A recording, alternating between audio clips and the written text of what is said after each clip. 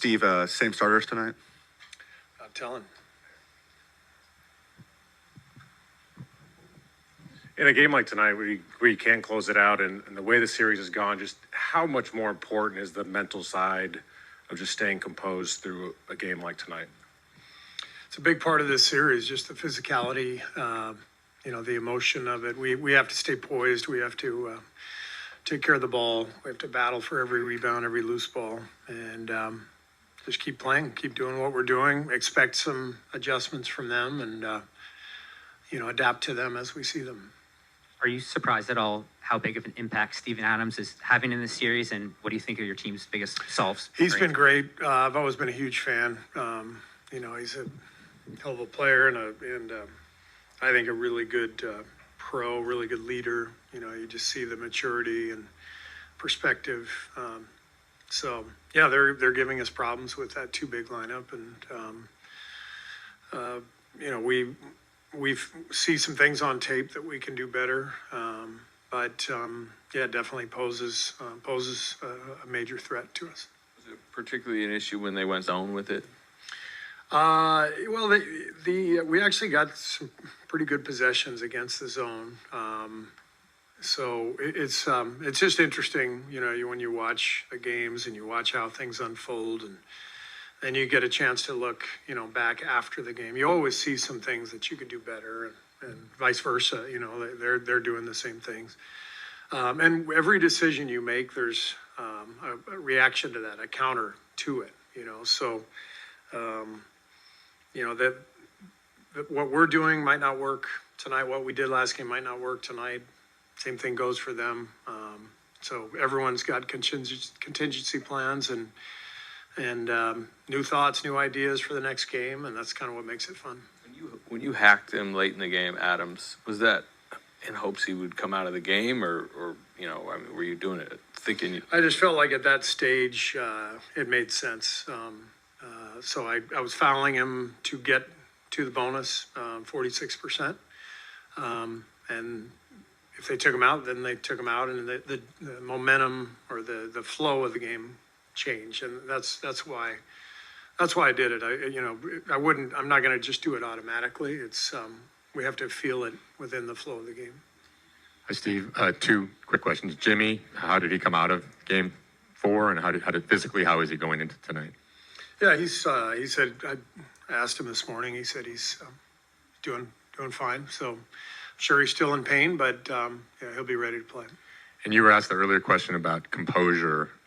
Is that an area where your team's abundant playoff experience surfaces, or how has that, in your mind, how has all that playoff experience manifested itself in this series? Well, I think closing the games, we've been pretty good. Our guys are used to it. Jimmy's used to it. Finishing strong with good possessions, getting stops. Draymond has, got that huge stop the other night, and Jimmy got the rebound. So, playoff experience comes into play, especially down the stretch, but doesn't guarantee anything. You got to keep going out and doing it. Thank you. You were caught in the locker room talking about Buddy Hield's defense. I'm just curious your perspective on that. Obviously, he comes in with a reputation of being a non-defender. Yeah, I was just making fun of him, just like Jimmy does, just like we all do. It's just he's too easy of a target, and he loves it, and we were just having fun. But he's actually a really good defender. He's strong. He's quick. Now, he gets out of position sometimes. He'll make some crazy gambles. So he's not known as a defender, and that's not really, what you think of with him. I think he's a really good on-ball defender and did a good job against Jalen the other night. And I just think he's better than people think he is on that end. Thanks.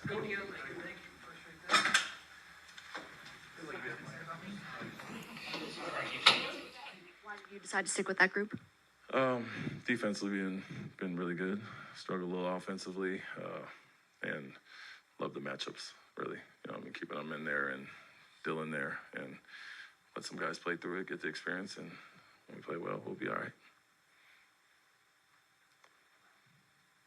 kind of conversations do you have with Jalen? Just it ramps up even more in an elimination game for him just to have his confidence and go out and do his thing. Yeah, I think more of the same after game one or going into the playoffs, which is stay aggressive, stay confident. Don't start pressing and trying to do too much. Do what you've done all year, which is be consistent and be in attack mode. And when he's not, he's on his heels a little bit. You've seen how those games have looked, but when he's who he is, you saw game two, and just have a bounce back. And it's just basketball at the end of the day. We keep him confident, keep him aggressive. That's the main thing with him. And when he doesn't second guess, makes the right reads, he'll have good results. What's your message overall to the team today, and does the messaging change considering you're facing elimination? No, it's win each possession, win each quarter, and obviously get a win. And so when we've done the right things, even in the losses, we've had double-digit leads. Obviously a comfortable win when guys were making shots and firing all cylinders. And so the message is just to sustain it, really. That's what we haven't done the most. Done things to let them back in when we built those leads, or and just try to avoid those lows that we've had. And so obviously, start of the game, we worked our way back in to get it to 2 at the end of the first, and then an 18-1 run. And we fight our way back to have a tie game and take a lead toward the end. And if we can avoid those lows, we're in good shape. Do you roll with a shorter leash for guys in a game like this?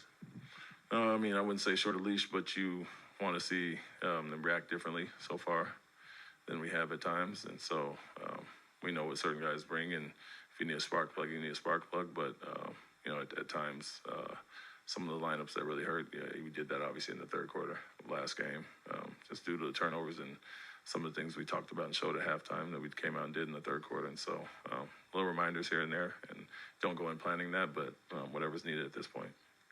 Steven jumped up to 26 minutes in game 4. Do you have any sort of minutes cap for him, and how do you think he's handling pain management, getting winded, etc.? No, there's no limitation as far as minutes. I think, as you've seen throughout the year, his rhythm and legs and everything's increased, and no back-to-backs, the days off in between doing well. And so play him as long as we want to, and obviously he's been having really great results for us. Great, thank you. Thank you.